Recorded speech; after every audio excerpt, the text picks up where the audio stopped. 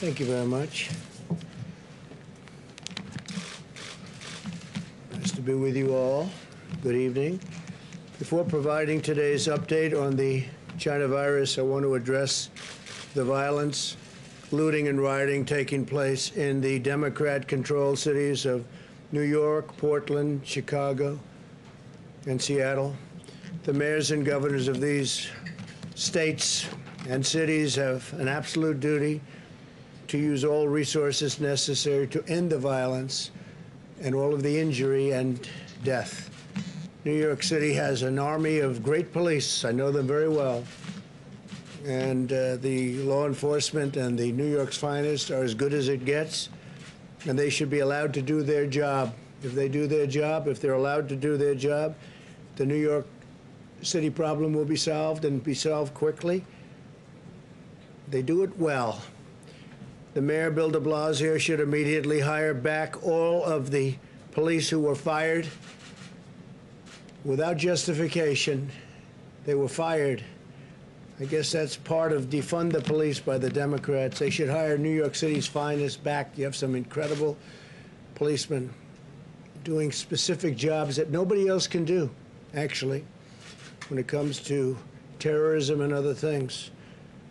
Together, the city of Chicago and the state of Illinois have 25,000 police officers, sheriffs, and guardsmen available to quell any violence. They can do it very quickly, very easily, if allowed to do their jobs. Again, if allowed to do their jobs. Our police, our law enforcement is incredible, but they have to be allowed to do their jobs. The Democrats or the radical left Democrats, or both, because they're becoming one and the same. If you look at election results, the Democrats are being taken over by the radical left. The city of Portland and the state of Oregon have 10,000 fine officers and guardsmen available. Seattle, Washington, and Washington State have 10,000 available. So Seattle, city of Seattle, and Washington State itself, they have great people. They have to be allowed to do their job. I'm urging them to deploy these resources to protect their citizens and to stop the violence and all of the things that we watch on television going on, although a lot of the, unfortunately, fake news don't like to put it on because it shows that the Democrats are doing a very bad job of law enforcement. They have to put it on. They have to be honest with the people of this country. But I'm offering all available federal support requested to stop the violence and arrest the criminals. We have to be asked by the governors or the mayors, and we'll be there very rapidly. It's ready, willing, and able. We're all ready, willing, and able to go to these jurisdictions and take care of them. We'll do them very quickly. You saw what happened in Minneapolis. They ripped the city apart. When the National Guard went in, it ended immediately. It was immediate and lasted. These acts of destruction are not isolated incidents, but demonstrate the pattern of violent left-wing extremism that you get to see if you're watching the right news program.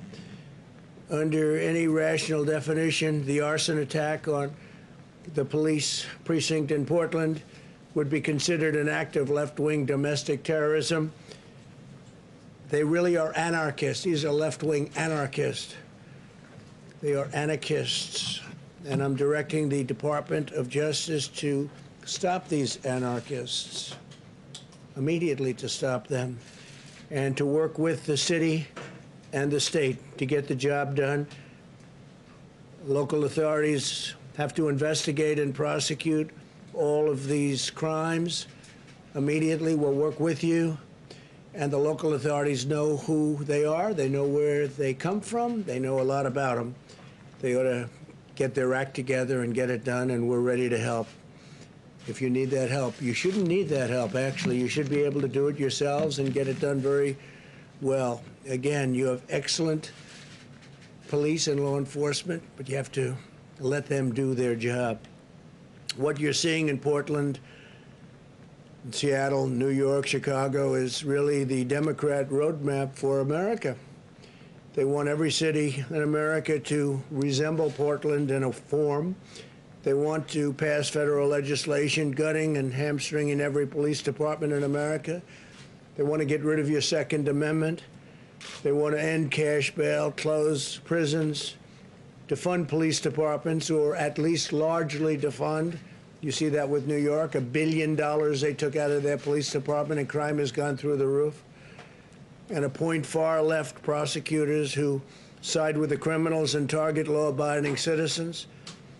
If the left gains power, no city, town, or suburb in our country will be safe. On the vaccine front, some very good news. Today I met with the leaders of Operation Warp Speed, our historic undertaking to produce a safe and effective vaccine in record time. We heard an update from the top scientists in the government and the leaders of pharmaceutical companies, which right now aren't too thrilled with me. They're taking millions of dollars worth of ads because I've created a favored nation status for drugs, which is going to reduce drug prices by 40, 50, 60, and maybe even 70% in some cases. Numbers that have never been heard of or thought of. So when you see those ads, remember that means your drug prices are coming down. When you see ads attacking your president, it's very simple. That means drug prices are going to be falling very soon. This evening, I'm pleased to announce that we have reached an agreement with Moderna to manufacture and deliver 100 million doses of their coronavirus vaccine candidate. The federal government will own these vaccine doses. We're buying them. Recently, we also secured partnerships with Johnson & Johnson, as well as Sanofi and GSX, to support the large-scale manufacturing of their vaccines, doing very well in those vaccines. Tremendous promise in every single one of them, and we have many of them. And they're years ahead of schedule. This would have been if it were in the previous administration or any of the previous administrations. Where we are now would have taken years. 3 vaccine candidates are now in phase 3 trials already, the final stage of clinical trials. This is the final stage. We are investing in the development and manufacture of the top 6 vaccine candidates to ensure rapid delivery. The military is ready to go. They're ready to deliver a vaccine to Americans as soon as one is fully approved by the FDA, and we're moving very close to that approval. We're on track to rapidly produce 100 million doses as soon as the vaccine is approved, and up to 500 million shortly thereafter. So we'll have 600 million doses. Operation Warp Speed is the largest and most advanced operation of its kind anywhere in the world and anywhere in history. We've treated more than 86,000 Americans with convalescent plasma.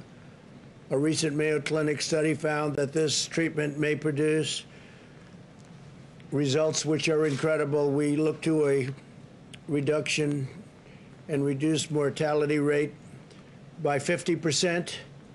And possibly even more than 50%.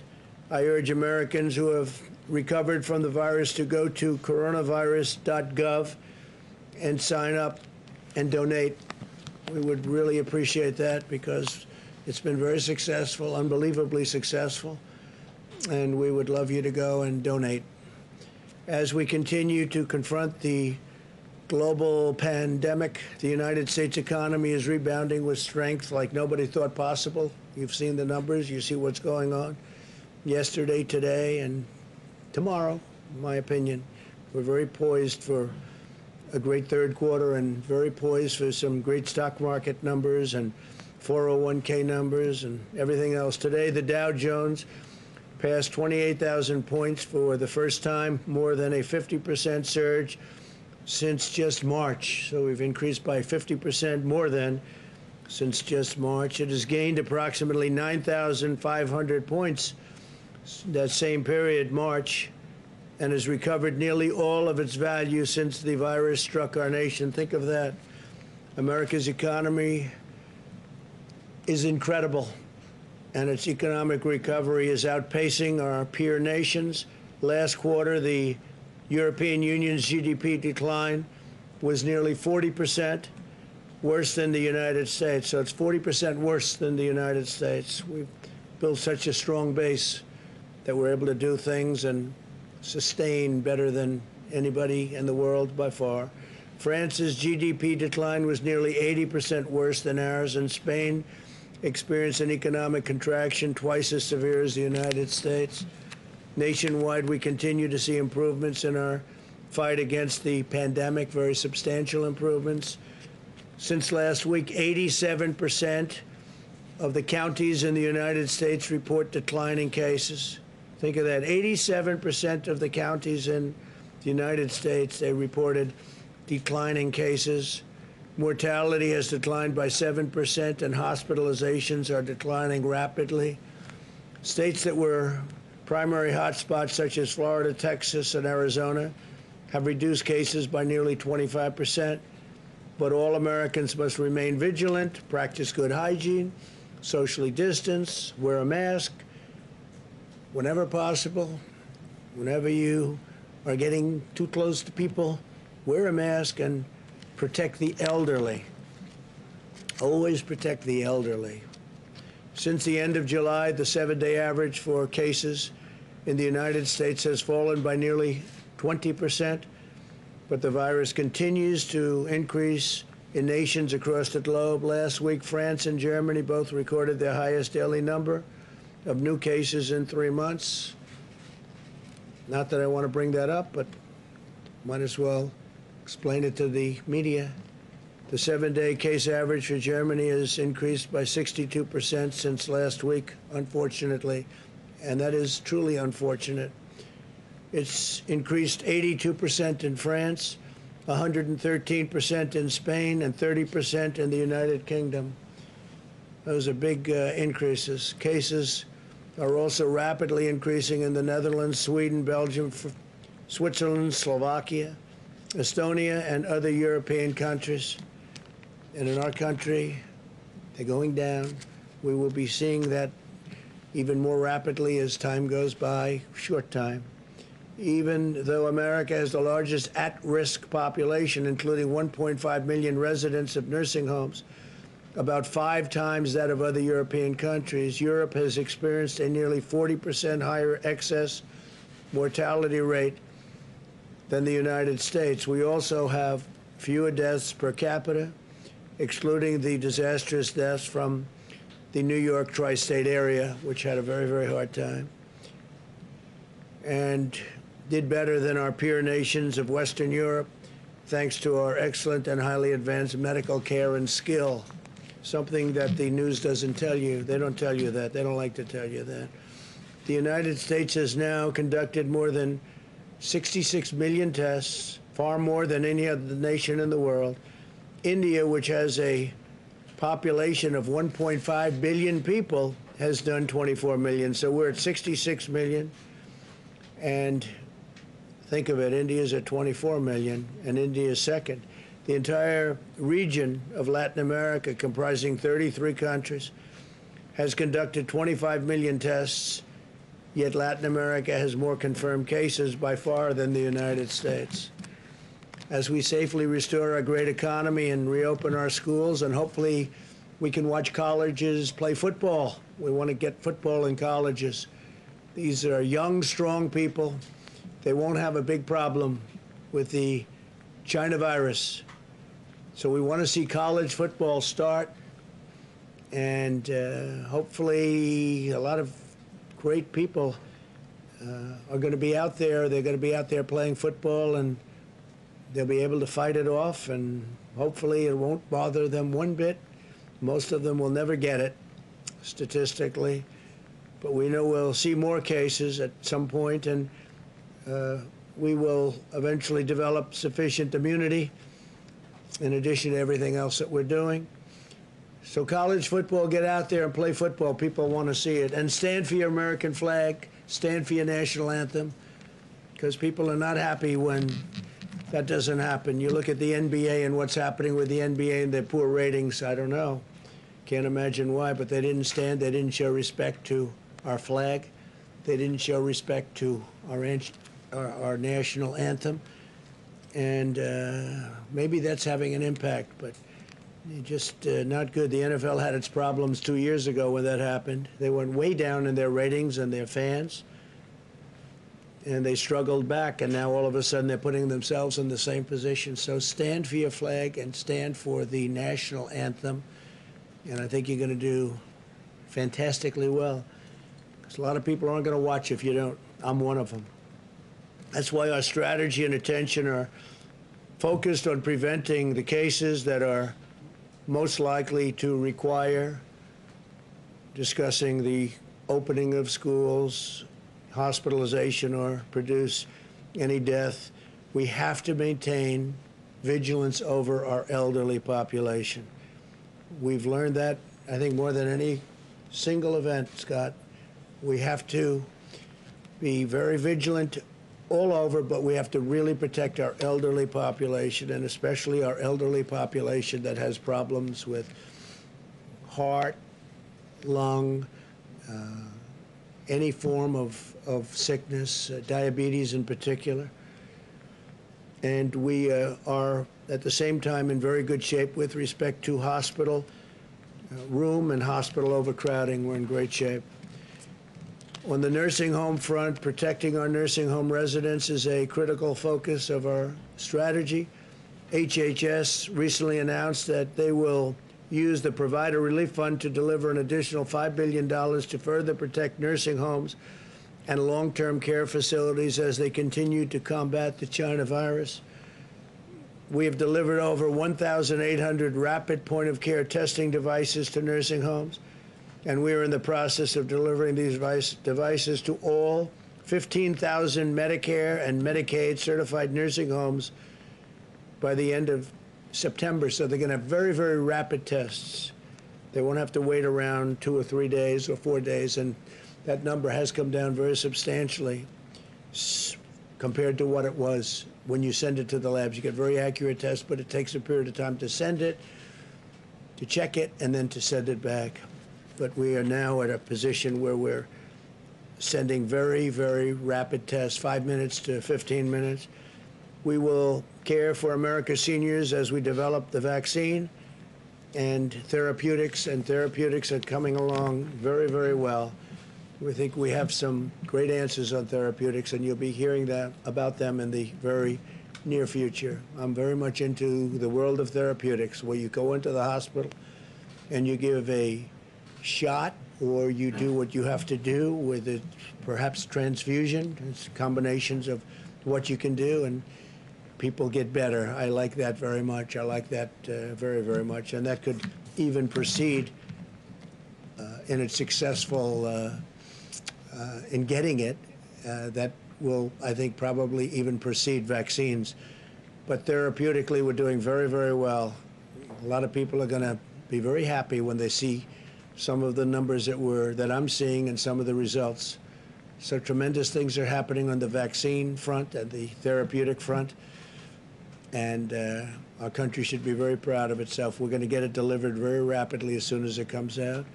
Okay, questions, please? Thank you, Mr. President. 20 million people are due to be evicted from their homes next month. And do you fear that this could be your Herbert Hoover moment if you do not reach a deal with Congress to set up a new CARES Act? We are not allowing that to happen. We're stopping evictions.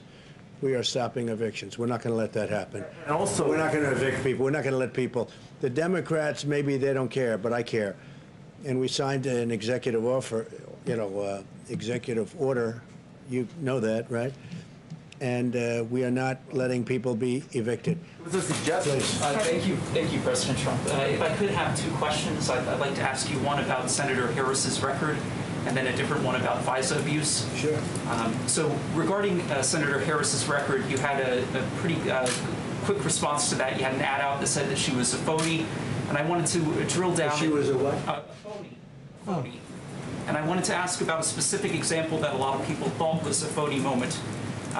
As San Francisco DA, she oversaw, according to the Mercury News, 1,900 marijuana convictions. But she was asked in an interview last year if she had smoked marijuana, and she appeared to joke and, according to some people, lie and say that she was listening to Snoop Dogg and Tupac while their music hadn't come out at the time, while she said she was smoking pot, listening to it. Why would she lie about that? Do you see that as more evidence? Is her past on marijuana a liability? Well, she lied. I mean, said things that were untrue. She is a person that's told many stories that weren't true. She's very big into raising taxes. She wants to slash funds for our military at a level that nobody can even believe. She is against fracking. She's against petroleum products. I mean, how do you do that and go into Pennsylvania or Ohio or Oklahoma or the great state of Texas? She's against fracking. Fracking's a big deal. She's in favor of socialized medicine, where you're going to lose your doctors, you're going to lose your plans. She wants to take your health care plans away from 180 million Americans. 180 million Americans that are very happy with their health insurance, and she wants to take that away. So she was my #1 pick. I mean, she was, as they would say, because hopefully you'll start college football, she was my #1 draft pick. And we'll see how she works out. She did very, very poorly in the primaries, as you know. She was expected to do well, and she ended up at right around 2% and spent a lot of money. She had a lot of things happening, and so I was a little surprised that he picked her. I've been watching her for a long time, and I was a little surprised. She was extraordinarily nasty to Kavanaugh, Judge Kavanaugh then, now Justice Kavanaugh. She was nasty to a level that was just a horrible thing, the way she treated now Justice Kavanaugh. And I won't forget that soon. So she did very poorly in the primaries, and now she's chosen. So let's see how that all works out. Or does the marijuana legalization vote for you rather than her because she convicted so many people in the past? I can't tell you what she's voting for. I don't think she knows what. I think Joe knows even less than she does. But I was a little surprised at the pick. A lot of people would say that might be the pick. I was more surprised than anything else because she did so poorly. Many people did much better than her in the primaries. She did very poorly in the primaries. And that's like a poll. You know, that's like a poll. Can I also ask you about FISA abuse, President Trump? Yes, about FISA abuse. So now it's widely accepted among Republicans that there was FISA abuse. Tremendous FISA abuse, yeah. The Justice Department IG has found that with the Carter Page warrant application. But we were actually warned in 2013 that the surveillance court was allegedly a rubber stamp, was approving surveillance. And I was wondering, I don't think as president you've commented on Edward Snowden, but do you think he should be allowed to return without going to prison? So as far as FISA abuse is concerned, there was tremendous FISA abuse. It's amazing that it's taken this long, and everyone knows that it's been proven very substantially. Not only FISA abuse, changing documents and putting documents in front of the FISA court and courts that are disgraceful that they could have done it. And the fact is, we caught Joe Biden, President Obama, the whole group. You can look at Brennan and Comey and Clapper, the whole group. We caught them spying on our campaign. This was an illegal act like no other illegal act. This was treason. This was at the highest level of treason. And Obama and Biden got caught spying on my campaign using intelligence agencies of the United States government to do it, both before and after the election. So before the election, then after I won, they continued. It's total illegal activity, and now we just have to see what's happening. But as far as Kamala is concerned, she's a big tax raiser. She's a big slasher of funds for our military, and she's got a lot of difficult things that she's going to have to explain. Plus, she was very, very nasty to one of the reasons that surprised me. She was probably nastier than even Pocahontas to Joe Biden. She was very disrespectful to Joe Biden, and it's hard to pick somebody that's that disrespectful. When she said things during the debates, during the Democrat primary debates, that were horrible about Sleepy Joe, and I would think that he wouldn't have picked. OAN, please. Thank you, Mr. President. Yesterday, Seattle City Council voted to cut funding for their police department, and the police chief there, Carmen Best, the first black woman to serve in that capacity, she resigned hours later. What does this say about our country? What does this say about the defund police movement? Well, I think that Seattle, in spite of all that they've been through with the embarrassment of having a radical left group, Antifa and others, take over a big portion of the city of Seattle. We're talking about a big city, a major city. That they allowed that to happen is incredible. That it took so long to fix is incredible. The only reason they went in is because they knew we were going in the following day. And so they preceded us. They didn't want that to happen. They didn't want to be embarrassed. And the people just gave up. They were exhausted from having taken over a city for so long. The police commissioner seems like a very good woman. They were going to slash her salary by 40 or 50%. And they cut a tremendous amount off the police department, really where people are saying it's not sustainable as a good police department. And again, those police are good also, but they're not allowed to do their job. So I think it's a shame. I hate to see her go because she did, in her own way, a very good job, but she wasn't effective in convincing the mayor and the city council to give the funds that were needed, or just leave the funds the way they are. They've done a big defund, a big part of it. And it'll probably get worse before people realize this is a tragic era, before people start dying and getting hurt very badly. So I think Seattle's made a tragic mistake. I think Portland has no clue as to what they're doing. They have no clue.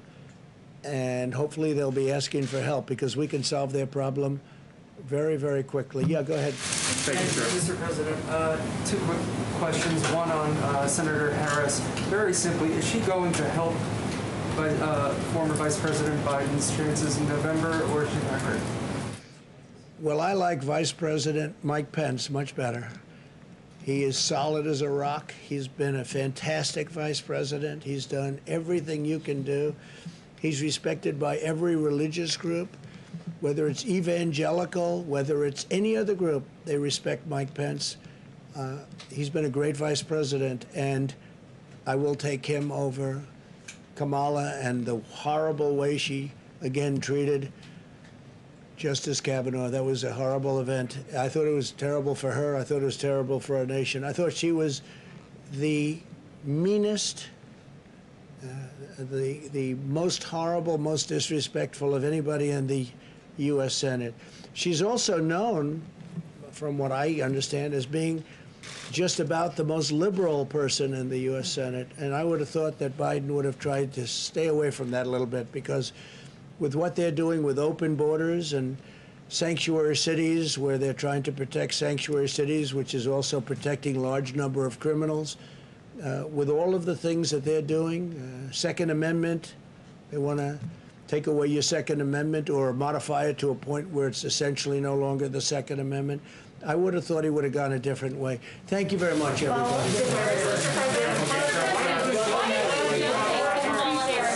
Mr. President, Russia developed a vaccine today. Mr. President, why did you donate to Kamala Harris then? $6,000 to her.